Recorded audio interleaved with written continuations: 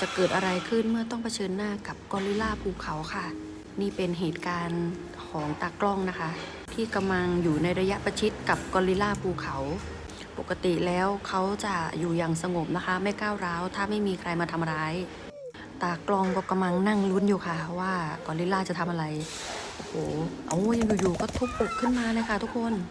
เป็นการแสดงอำนาจนะคะ แล้วก็เป็นการเตือนภัยฝูงค่ะโอ้โหตากล้องรีบออกมาค่ะ